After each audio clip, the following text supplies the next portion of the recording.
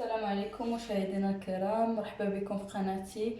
نتمنى نكون خفيفه وظريفه عليكم. المهم هذا النهار غنقدم لكم وصفه نتاع مسكوته ببودره نتاع الشكلاط.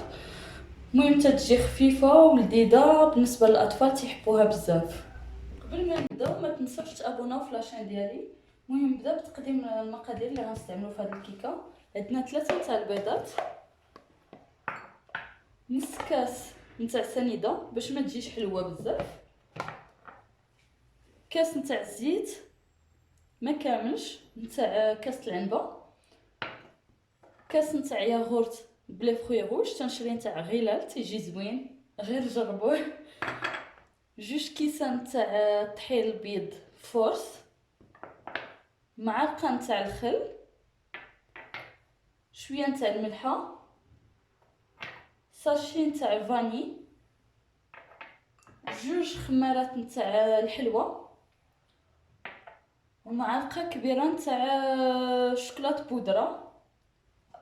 من تنساليو التخليط نتاع هاد المكونات تنزيد في الداخل نتاع مسكوته كوماس مقطعين بهذا الشكل، والشكلاط هاد الشكلاط اللي هكا داير بحال العويدات تنقطعو طريفات صغار. خليونا نبداو.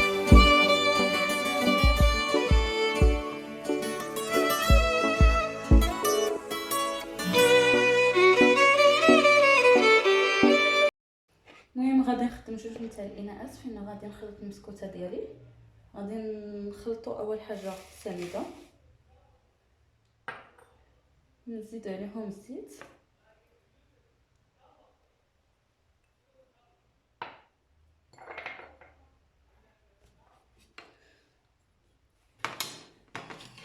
ياغورت،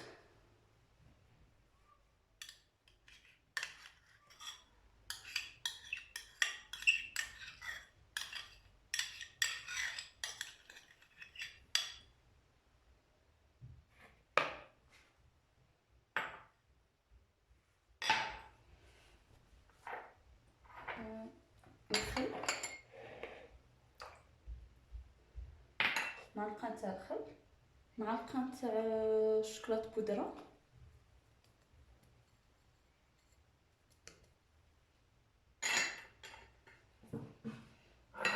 بالنسبه للبيض غادي نطرب بيض البيض بوحدو والصفر بوحدو، غنزيدو على هاد المكونات.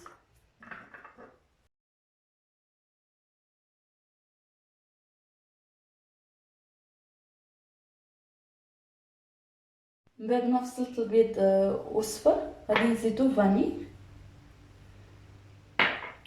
وشويه نتاع الملحه في البيض البيض. غنخلطو هاد المكونات الاولين. ثاني حاجه غادي نحط هاد البيض وغادي نطربو حتى يطلع بحال الثلج.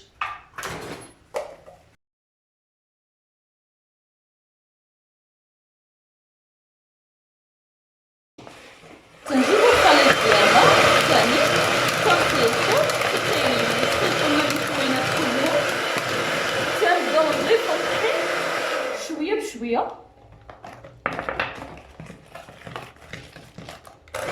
وتنخلطو هاد الكميه اللي عندنا كامله.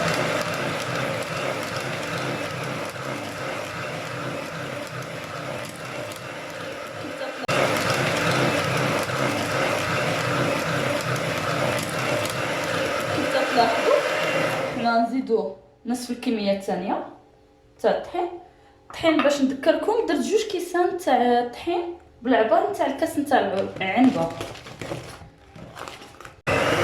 مفوت يتخلطنا الطحين مع هذا تنزيدو بيض البيض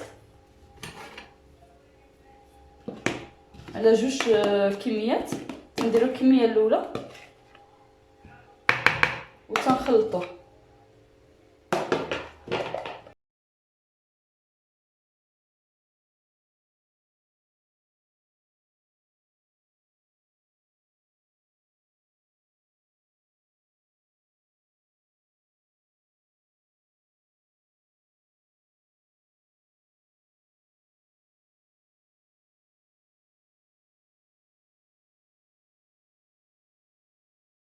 من تنخلطوهم تنزيدو جوج معالق نتاع خميره بودره ولا جوج شاشيات نتاع الخميره بودره، وتنخلطوا جميع المكونات.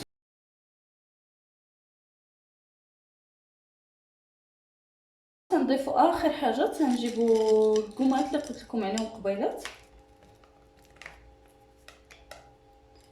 والشكلاط مقطع.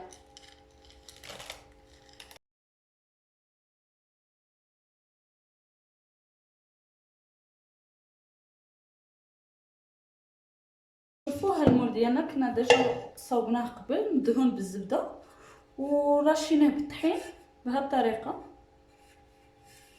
غادي نخويو هذا الخليط ديالنا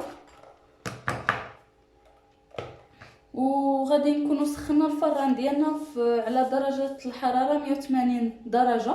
انا تنخدم الفرفره في الفران تاع الضو، اللي ما عندوش فران الضو فران الغاز المهم 180 درجه تسخنوه والمده تاع 30 دقيقه.